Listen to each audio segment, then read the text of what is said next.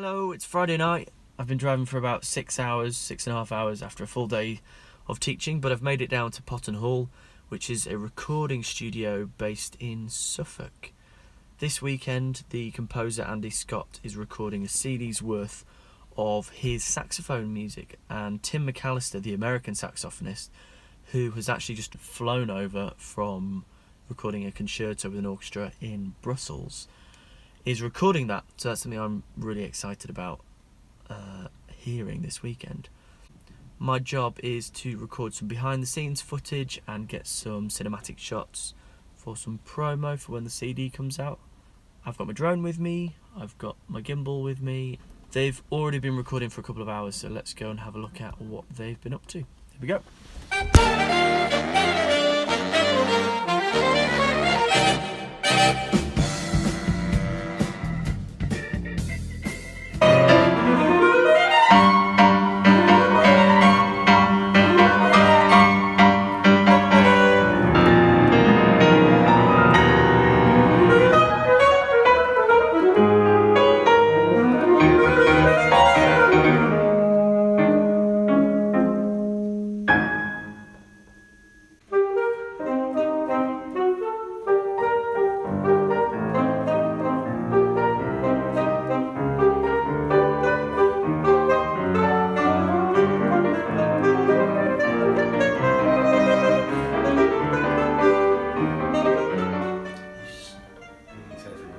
Yeah, we do. It's a project. So we got Rachel and Peter, and that's for a recording, and I'll come to her in a sec. But it's stating the obvious, but just you need that level of production and engineering, and to have a venue like this, Potton Hall, where you're in the middle of nowhere and you can sort of relax a bit. And it's a beautiful venue in itself, but then it just becomes this sort of team.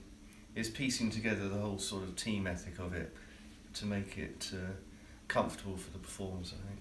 I'm Rachel Smith and I'm producing this recording.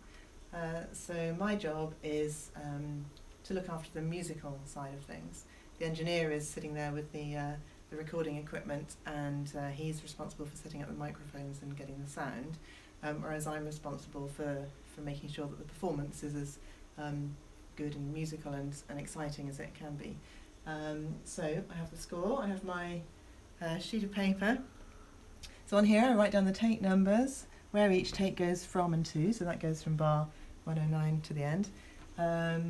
I mark on the score as much as I possibly can of what's happening, so I'll mark if there are any errors, anything that's out of tune or not together, any wrong notes, anything like that. I also try and mark what the really good things are as well, because when I come back to edit, I'm going to be looking at all these markings and they're going to help me to choose the right takes, which I'm then going to edit together to make a whole performance. And then when I've done that, when I've made the performance that I think is as good as it can be, I send it to the musicians and they will have a listen, get back to me, tell me if there's anything that they think needs to be improved in any way. I then try to do that if I can. Depending on who they are, I might then send it back to them for them to check that they're now happy. Sometimes people I've worked with a lot just trust me to get on with it, and that's it. That's the end of their part in the process. Some people want to have a listen again, so I let them do that. And then once everybody's happy, I'll master it and it gets sent off to the factory, and that's it. That's the end of my role in the process. And Emma's graduate of the Royal Northern College of Music, saxophonist, come down and has had some lessons with Tim and knows Tim, so I just invited her down because I thought it would make sense.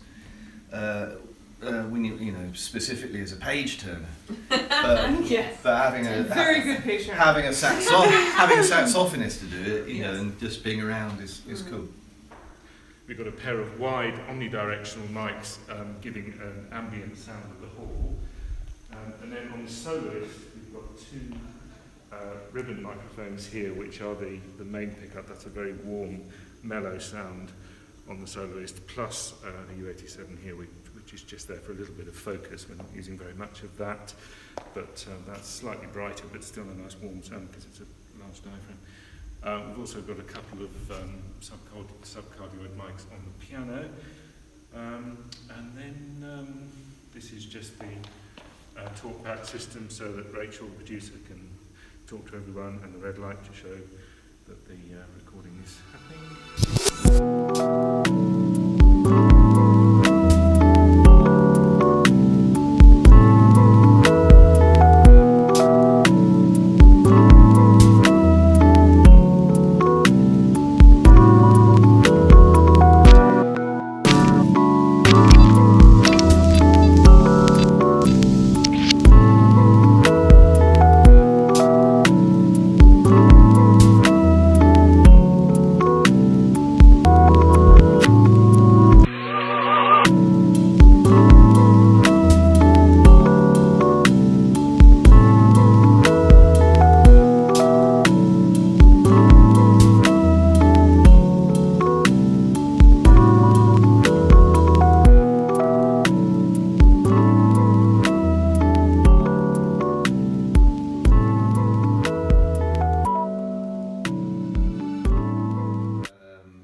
It was in Portugal a couple of years ago at a place called Palmela. They had a saxophone festival, and Tim was a guest and I was a guest. And we were chatting. I think that's when this CD project was first broached. And I sent Tim an email afterwards saying, listen, you know, we chatted about it, and well, you know, but I'm not going to hold you to it, because we instantly sort of agreed we go ahead with it. And then I thought, sometimes upon reflection, you might want to change your mind. So yeah, that was sent out in an email just to make sure. And no, it's just moved full steam ahead since then. Yeah, we first met in Liverpool, right? Might have been before that. Sydney. But in Liverpool, no, when I played with the Royal Liverpool. I met you before then. Was it before that? Sydney. Oh, Sydney. Of course it was Sydney. Yeah, when you played Yeah, so Pianist. that's right. So we met in Sydney, Australia, but that was in 2013. And I knew Andy's work before that, of course. I mean, his career and his legacy with the Apollo Saxophone Quartet and all of those contacts and all those composers. So, but it was the first time we actually spent time together was in Sydney. So, but then yeah, we played. I performed a concerto with the Liverpool Philharmonic, and he was on the same gig, playing some Richard Strauss. That's right. Yeah, that's right. Bass saxophone. Bass saxophone. Yeah. But then I started to come to the Royal Northern College of Music and built that affiliation with Andy and his colleagues there in Manchester. So, which is a relationship I enjoy going forward, and a chance to put this project together as a way of building our ties together. So yeah, I'm so happy it all came together. And the wonderful thing is, just adding, is we've got Liz here as well. Should I be holding coffee as well? I'm not holding coffee. Okay, here. Okay. But having a regular duo for something like this, obviously it just adds something you can't get with two players, however good they are. This is our second full CD project together, Yeah. and we're actually leaving from this project for a tour in Spain, and then we have some concerts at the end of the year, or at the end of the academic year for us. But yeah, we're a regular duo. She was employed as a graduate assistant and as a doctoral student in Yeah. collaborative piano, and she really wanted to play for all the saxophonists. And Yeah. it takes a very special pianist who wants to play for a saxophonist. So, Yeah. so she just knocked on my door and said, I'm gonna be your studio pianist. So I was like, okay, great. And that was, I don't know how many years ago, 7 years ago, is that right? I guess so. 8 years ago? 2009. 2009, okay, so Fall of almost. 2009 is when I played with Woody for the concerto Was competition. that the first time, fall of 2009? Yeah. Okay. So that's when we met. And then, and now, years later, I'm based in Ann Arbor, Michigan. We both are. I'm a professor of saxophone at the University of Michigan, and she plays for all of my students there. So that's become the base.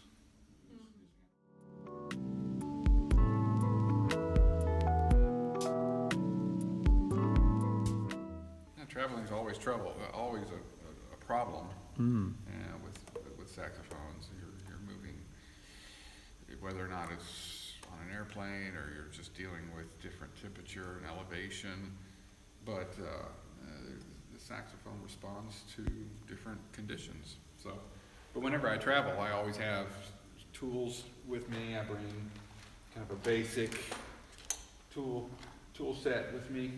Just the small things I would need: screwdrivers and just super glue if necessary, or cement tape, extra pads, maybe if something were to happen, something fell out, and various felts and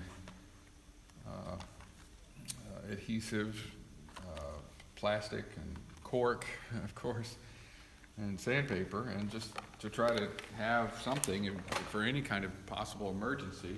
Bring a typical elite light with me. This is a nice light because it's flexible and it can just fold up nicely in my suitcase or in my backpack. And so it's just the kind of thing we have to do when we're in these kind of long sessions. A long recording session, the instrument really over the course of that amount of time will change, just like a piano will change. The pads will be swelling if they get too wet. The corks will be compressing, the felts will be compressing. The saxophone is quite intricate, really, when it comes to all of its components, and it's very fragile in many ways. The saxophone is very fragile. So the amount of hours of just beating down on the instrument can knock things out of alignment even. So anyway, I just always try to come prepared for a recording session. Of course, the thing is with Tim is that we all know he's like one of the highest profile classical saxophonists in the world, but very down to earth, totally committed to the music, and the exposure he's had with the John Adams concerto, playing a new concerto over 50 times around the world in the last couple of years. But unaffected, totally into the music, great to work with. So it's a privilege, really. I'm saying it without him listening to it.